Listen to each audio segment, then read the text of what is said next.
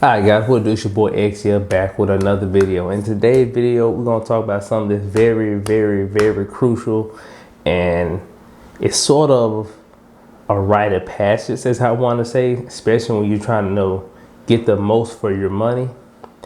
And that conversation is, which is better, cash or credit? Let's get into the video.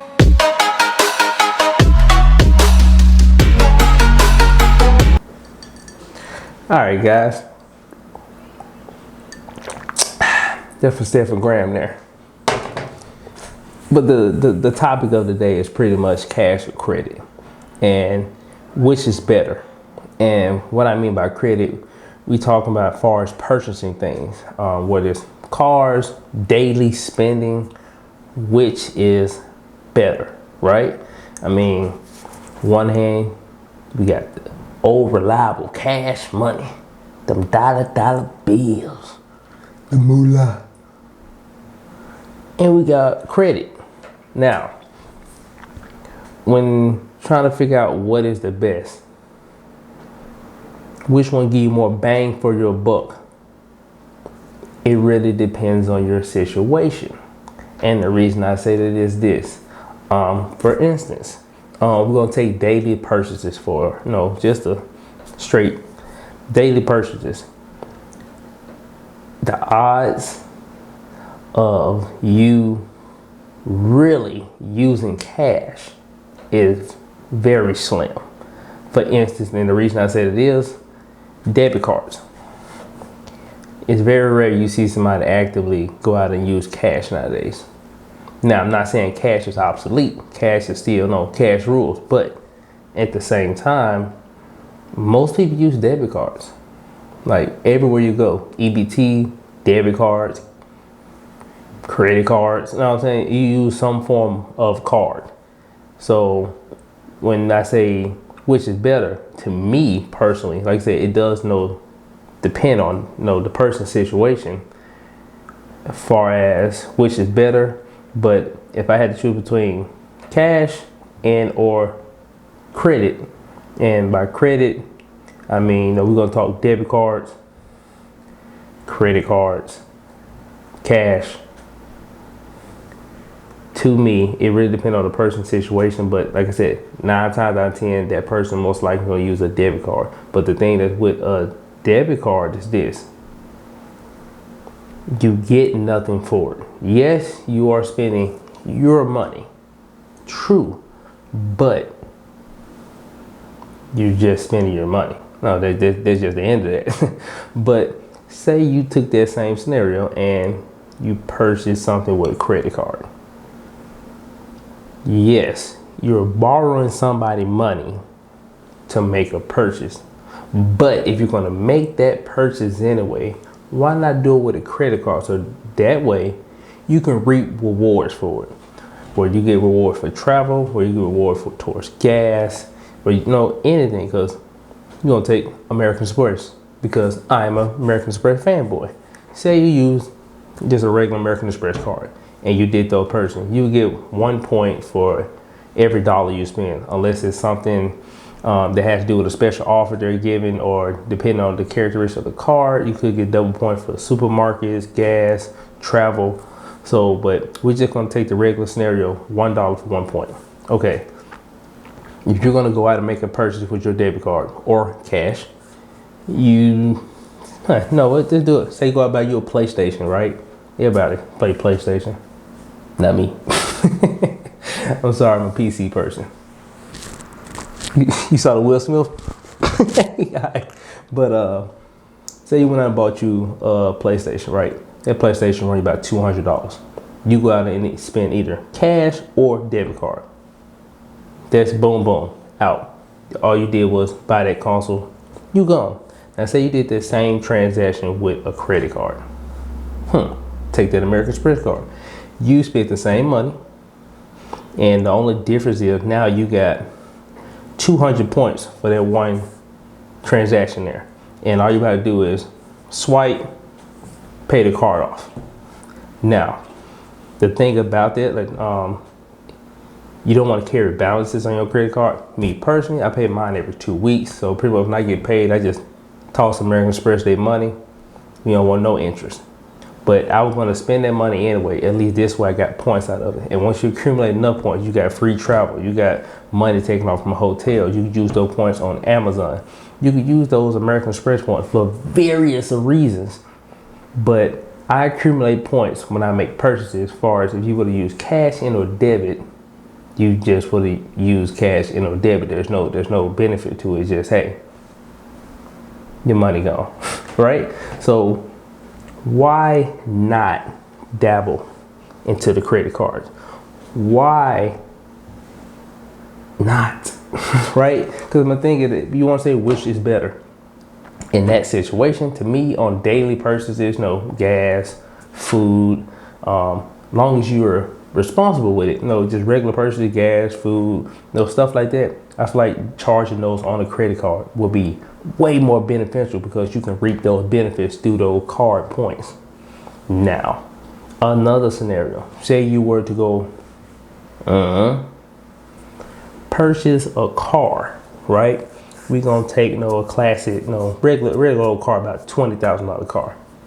Would it be better for you to save up money and pay that car cash, or take out a loan, which is credit? Now, yet again, that can go two ways. I know a lot of people are very, very, very, very scared of car loans. They don't want those monthly payments, right? But let's thank you, man. Let's take just one step further. If you actually took the time out to save $20K, right? Say it took you either way, to save up $20K to purchase that car cash. Now, you could purchase that car cash, but you want to do money versus reward. And the thing about that is, when it comes to this car purchase, it took you a whole year or year and a half to save up $20K. Once you purchase that car, boom, it's gone. That is it. Or you could have saved up that $20K and started you a car loan. Even if you put half of it down, you still sitting on $10K, and now you have a monthly payment, probably about $200-$300 a month. And the thing about that is, you still have cash on hand in your bank account just in case anything happens, and you still have the means to pay that car off immediately. So me personally, I wouldn't necessarily take all my savings and destroy that just to buy that car outright. Hey, now I don't have a car note. Yeah, you don't, but you now also spent a whole year's worth of savings. And there's literally no way for you to double down and get that back. Well, you say, oh, well, now I ain't got a car note, so you know what I'm saying, I should be able to save more money. You was already saving money. Now, by getting the actual car, you would be able to save less, but that was the whole point. Say you use $10,000 out of your $20,000 to put down that car. Normally, your car note would range about $400 to $500. Now that you've been put $10,000 down, it's going to range $200 to $300. So now, yes, the payment's smaller. It's still stretched out over those 5 years. You can always double down and pay it off earlier. But with that being said, you still have that money in hand just in case any emergency happens, anything happens, and you can always take that money, reinvest it into the stock market, into a Roth IRA, into some stock dividends, and pretty much average generate about 3 to 4% more on your money than just taking all that and erasing the whole car note. But like I said, I do understand some people do not care to have car notes, and that is all fine if you have the means to pay that car off and still have abundance of money, stashed away. But if you don't, if it took you a year or year and a half to save up $20K and you just throw it all away right then and there, to me, the better option would be to put half down and take out a loan. So that way you can always have money on you. So like I said, it took you a year, say you put half down, right? Even if you can only say half of what you did within that first year, there'll be an additional $10,000. You could have paid that car off again. So why spend all of your money at one time? So in this scenario again, it's kind of half and half. I won't say credit is better, but putting that down payment and then credit is a better option than just all cash. There's no need to run from car notes. There's no need to run from bills. There's no need to run from debt, because you want to know what? You can't avoid it. That's like trying to avoid taxes. Because I've heard plenty of times the people at my job, oh, well, I don't want to work and do more hours because I get put up in a higher tax bracket. Okay? If you work more hours to make more money, that means you have more money to save. So even if you got put in a higher tax bracket, I mean, it shouldn't be enough for you to pay those said taxes. It's not like, you went out and made $200,000 in 1 year, man. We some average people. You're not making that. You know what I'm saying? So you getting bumped up in the tax bracket. Yeah, it may hurt, but that little differentiation of extra taxes versus how much you can make if you did some extra hours at work, I would say them extra hours of work will far outweigh those taxes. I'm just saying, that's me. So, but that's my thing. A lot of people are just naturally scared of debt. There's just a lot of people just naturally scared of credit cards. And these things can actually help you if you live frugally, if you live within your means, if you budget your money and know where all your money's going. You wouldn't be afraid of these said things, because then you'll learn that you can leverage your money better. And that's what we all need to learn. It's not, oh, well, I got this car note, I got insurance, I got house note. We need to get to a point where we're budgeting our money, knowing where our money's actually going. And once you get a real budget going, you can see where your money's going. You can manage that money 1,000 times better. You can handle those bills, and then you can start using your money to make money for you, because that's how you get ahead. You don't get ahead by, being ultra cheap. And I don't want that. I mean, you get a little ahead just by being cheap. Trust me, I am. But at the same time, if you want to actually get ahead, it's levels to it. You got to be cheap. You got to be smart. You got to manage your money, and you got to learn how to use your money to get more money. That's how you get up there. Just being cheap, not enough. If you're not managing your money, but you're cheap, it's not enough. If you're being cheap and you're managing money, but you're not fully recognizing what you're doing, yeah, you will be ahead, but you won't be accelerating. You'll be going at a small snail pace instead of really just, seeing some actual growth within no months to years, you know what I'm saying? And that's like my actual take on that versus cash versus credit.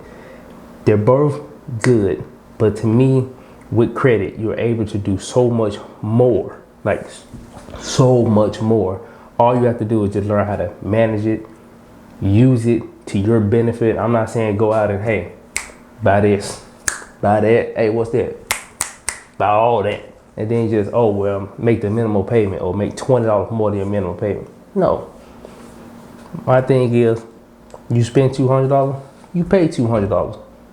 Don't let it linger on your payment. If you don't have the funds for it right now, you don't buy it right now. Once you have the funds for it, hey, use that credit card.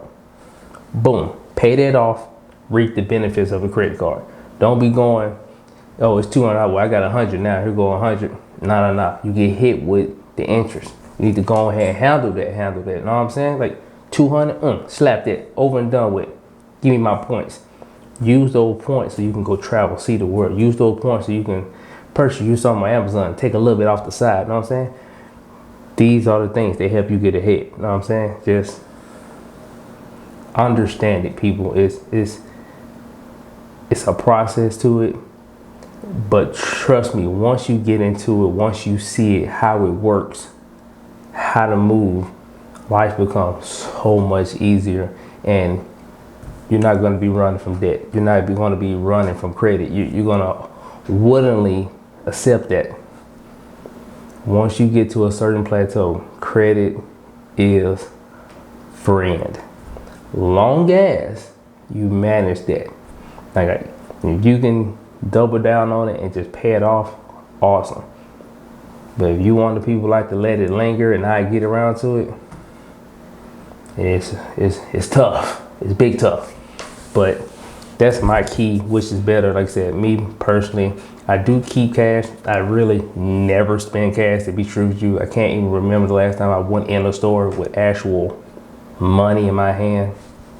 My fault. I'm sorry. They machine must have been broken. Bam! That's me right there. Bam! Just learn it, educate yourself, and once you get to that point, you'll see the game that they're playing, and now you can learn how to play the game to best suit you. But it's your boy Exia. This is my YouTube channel where we talk about personal finance, freedom, stress-free, and just general how to get your money to make money for you, to teach you the rules of the game so you can really play the game. All that happened here. Just hit the subscribe button, tap that bell. I drop 2 videos a week. One video will be educational, as far as topics like this, topics like credit, topics like manage money. And my second video a week would always be my portfolio update. I have a portfolio, long-term dividends.